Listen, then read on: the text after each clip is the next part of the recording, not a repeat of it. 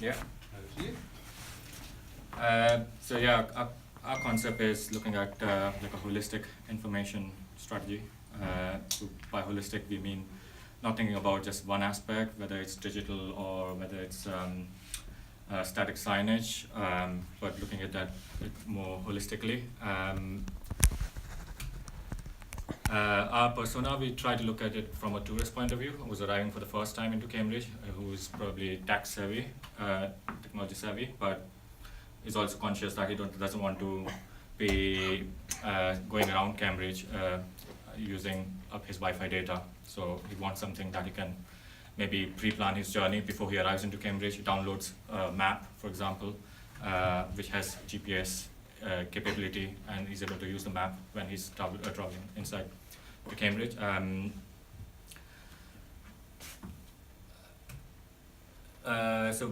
I think we try to also, obviously, because from the tourist point of view, what we were also looking into, because we had to also go to Guildhall and also go to Bradfield Centre, we were also trying to, obviously as a tourist I'm not going to go to Bradfield Centre, but we're trying to come up with ideas while we actually experiencing Cambridge at the same time. So you might find a little bit of contradiction in our presentation, but anyway, so in terms of pre-arrival information, we looked at the formats that was available. So before we actually arrive into Cambridge, what is the kind of information, what is the format of the information available to us through different websites, whether it's a City Council website or whether it's Google or Guildhall's website. You can see it's all in different formats. When you arrive into Cambridge, again, the information is available in very different branding, very different formats. There's maps available in very different formats. The signage is in different formats. So that was the key issue that we were facing. So what we couldn't find was a strong information or a wayfinding identity in Cambridge. So that was the angle that we were approaching it from. Also for different modes of transport, whether it's bus, cycle, or train, or any other modes of transport, it was all in different formats. You couldn't find a single format of a brand or information provision which was consistently applied across all these different formats. We also noted there was a street clutter, a lot of street clutter, a lot of cycles in Cambridge, which was distracting from the strong visual identity I would want from Cambridge in terms of identifying where I can find a sign or something that I would like to see to find information locally. So as I said, our approach for this project would be to look at it in a holistic way. Running out of time. And the concept was to look at it from urban iconography point of view.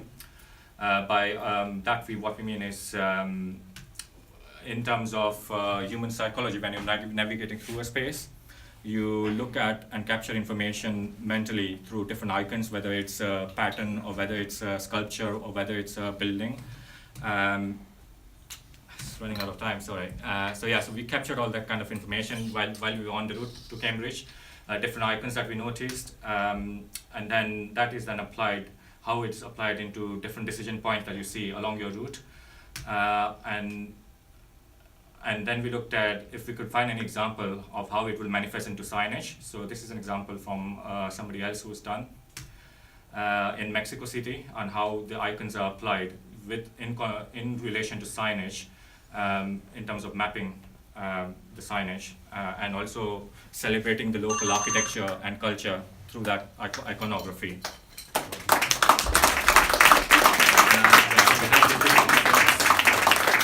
The digital part of it, but yeah.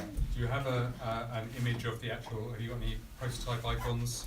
So this is what we were sort of thinking of, where it's a combination of both static and digital maps, which allows users to use them, and the idea was to you have motion sensors when you approach this. So when you're not approaching it, it would have advertising, and that would generate revenue. But when you approach the totem, it will provide you with interactive opportunity to interact with it and find destination from A to B. Could you just show the previous slide with some sort of phone thing as well? What was that? very So briefly. yeah, so it's, offline this is map. where we're looking into tailoring information and downloading it before you actually arrive into Cambridge. And the map you see on there is basically the same map you would see on a physical totem. Yeah, so it's all consistent across the whole product range. Yeah. Thank you. Questions then from the judges?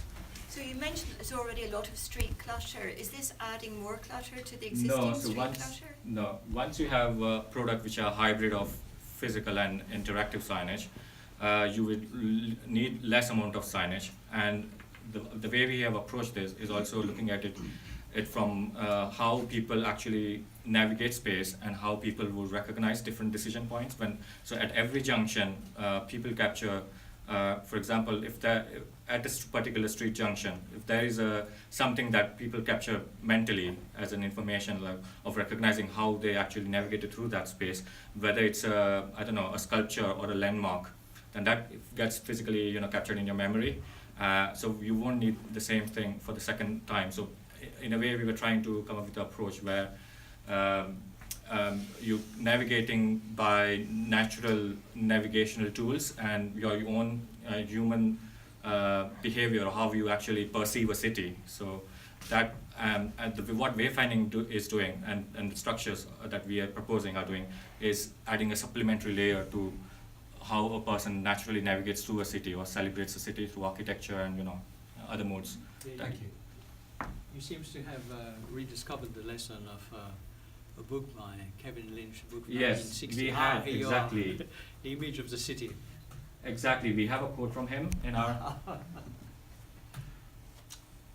So that is there, how he describes a landmark and how he talks about decision points. This all sounded very familiar. Yes. Very good. This is the other way of thinking of the city, of the imaginability of the city, Yes. and how to improve it through landmarks, nodes, paths, etc. Just a very quick comment. I was interested that cycles are clutter. I mean, I agree there is a lot of clutter, but on the other hand, they are also part of the culture of the city. And I mean, actually, one of the things that I think has been very disappointing about the station CB1 redevelopment is that although you were presented before with this huge clutter of cycles, which had its problems, you did get the sense this was a cycling city, and now it's completely lost. That you basically open into a sort of dead square, basically, that's full of taxis. I mean, it's So even with the signage, you're not able to access the signage because there's so many cycles just in front of it. So. Well, is there a final question there? No? Okay, thank you very much.